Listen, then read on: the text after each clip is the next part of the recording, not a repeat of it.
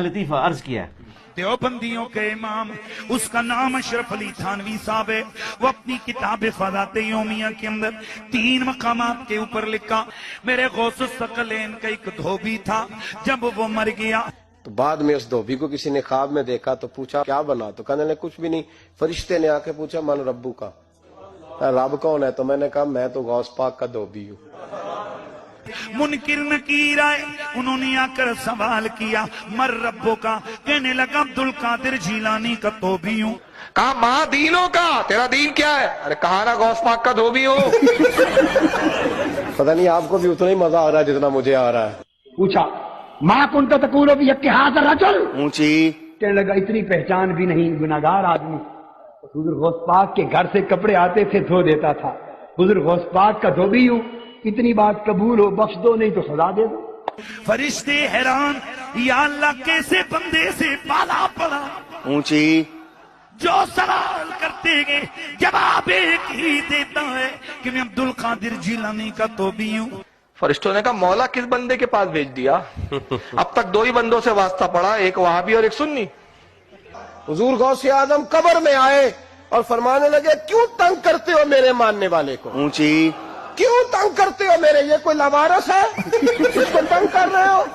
فرماتے ہیں حضور غوث اعظم نے فرمایا مجھ سے پوچھو کیا پوچھنا ہے، مجھ سے پوچھو. فرشتے کہنے لگے ہم پوچھتے ہی نہیں، ہم پوچھتے ہی نہیں، عبد القادر جانے اور خدا جانے. اور تانوں کھنگن نہیں دینا کسی نے. پتہ لگ جائے گا جو چمڑی لوے گی نا جڑے اس طرح دے بکواسات کرنے والے اور انہوں نے چھاپنے والے، تانوں کھنگن نہیں دینا کسی نے.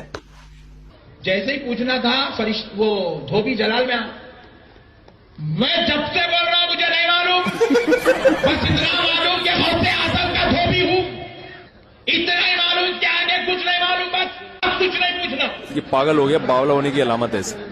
چوتھا سوال ہے نہیں، ان لوگ پوچھتے نہیں، اس کا جلال دیکھ کے واپس چلے گئے نا. حکم ہوا، تھانوی صاحب لکھتے ہیں کہ حکم ہوا فرشتوں اسے جنت لے جاؤ، اونچی کہ یہ میرے عبد القادر جیلانی کا دھوبی ہے. پتہ نہیں آپ کو بھی اتنا ہی مزہ آ رہا ہے جتنا مجھے آ رہا ہے. رب کی بارگاہ سے حکم ہوا اے فرشتوں، وہ اگر ہمیں نہیں جانتا تو کیا ہوا، ہمارے محبوب غوث اعظم کو تو جانتا ہے.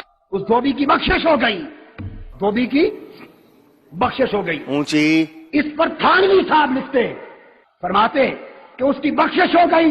اور کیوں ہوئی؟ کہتے ہیں کہ دھوبی کا بار بار یہ کہنا کہ غوث پاک کا دھوبی ہوں اس کی نسبت کے کبھی ہونے کی دلیل تھا. لیکن یہ مرنے کے بعد پتہ چلے گا، جو مولا علی علیہ السلام کا قول ہے کہ انسان سویا ہوا ہے جیسے ہی مرے گا تو جاگ اٹھے گا، اوہ یہ کیا ہوا. اونچی تو یہی کچھ ہی ہونا ہے. وہ اللہ کے بندو کسی وڈے تے وڈے امام نو بھی قبر کسی نے کھنگن نہیں دینا، ادھر تے حالت ہی کوئی نہیں ہونی. ٹھیک ہے کہ جائے گا کسی کی قبر میں پہنچ جائے گا، سب کچھ جھوٹ ہے.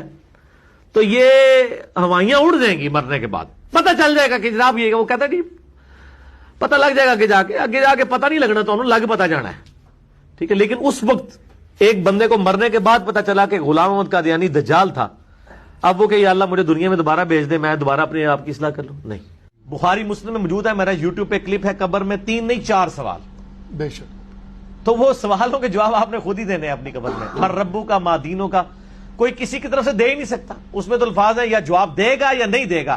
اگر بخاری مسلم میں کہیں ہے کہ کوئی اور آگے دے دے گا تو ہمیں دکھائیں کہ جی میں غوث پاک دا تو 20 ہاں. ایک وہ بھی سنے نا، فرشتے آئے تو انہوں نے پہلا سوال کیا مر ربو کا، تو انہوں نے کہا میں شیخ عبد القادر جیلانی کا دھوبی ہوں. اور یہ واقعہ اشرف علی تھانوی نے بھی نقل کیا ہوا ہے، صرف بریلوی نہیں بیان کرتے.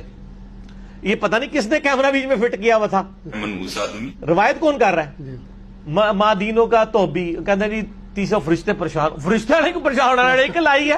بخاری مسلم میں الفاظ ہے جب تینوں سوالوں کے جواب نہیں ہوں گے نا تو فرشتے پوچھیں گے تو نے یہ سوالوں کے جواب کیوں نہیں ہے؟ وہ کہیں گے میں وہی کہتا تھا جو لوگ کہتے تھے. تو فرشتے کہیں گے تو نے خود علم حاصل کرنے کی ضرورت مطلب کیوں نہیں کوشش کی؟ پھر ایک گرز ماریں گے وہ زمین کے برابر ہو جائے گا. ٹھیک ہے نا، تو گرز مارن گے اللہ کو نہیں جاؤں گا. نہیں فرشتے اللہ کو ٹور گئی، اللہ یہ کہڑا بندہ ہے. اوکھے ویلے بزرگ کام آتے ہیں. وہ بندہ تھی میرے والے کر دو نا، فرشتے تو چھڑ دو. فرشتے سے سرما بنا کے رکھ دیں گے ہوتا یار نہ کر.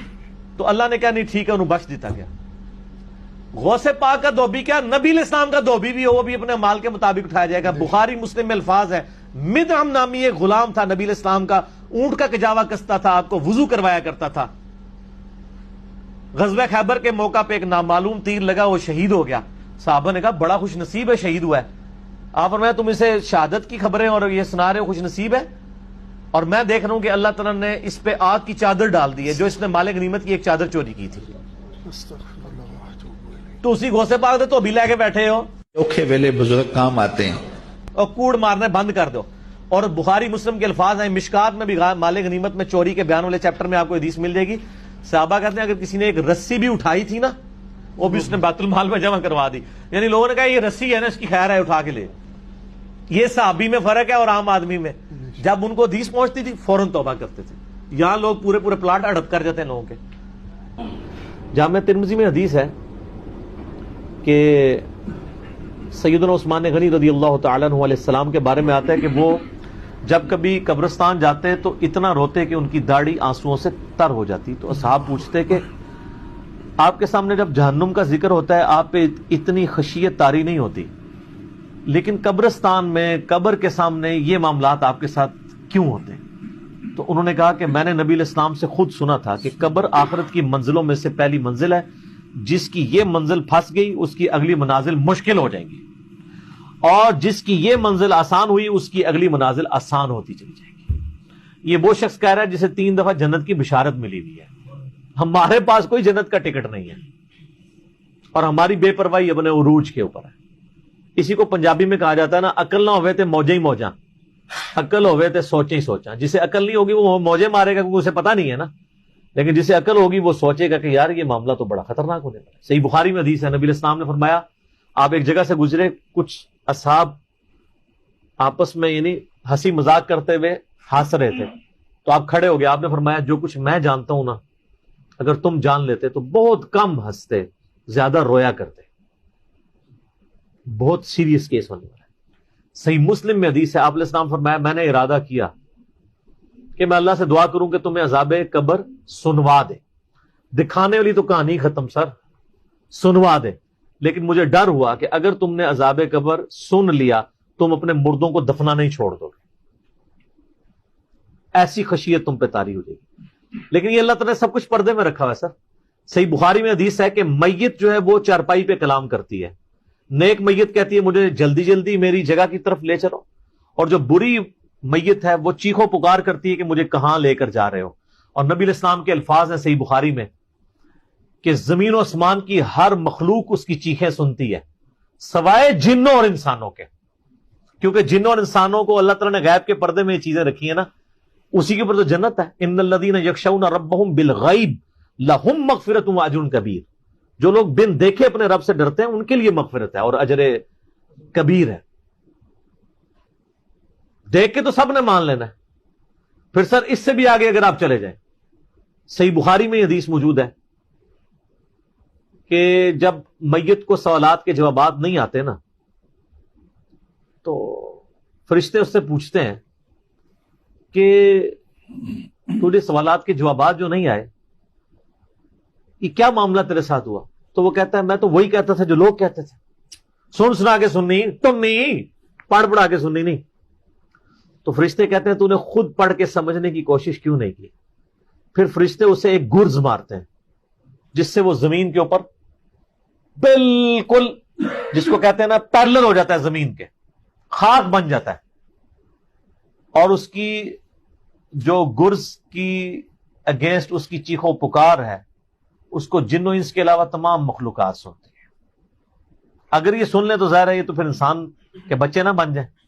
یہ اللہ نے پردہ رکھا ہے, ورنہ تو آپ بڑے بڑے بزرگوں کو دفنا کے نکل رہے ہو نا, ان کے پردے جو ہے نا وہ جنازہ یعنی اس قبرستان کی گیٹ تک پہنچتے بھی ساری بزرگی کھل گئی ہو, دلال کی بات پیچھے سے آ جائے یار نہ کر, ٹھیک ہے, لوگ ایسے بزرگی کا دعویٰ بھی پھر چھوڑ دیں گے, وہ ڈرتے رہیں گے نا.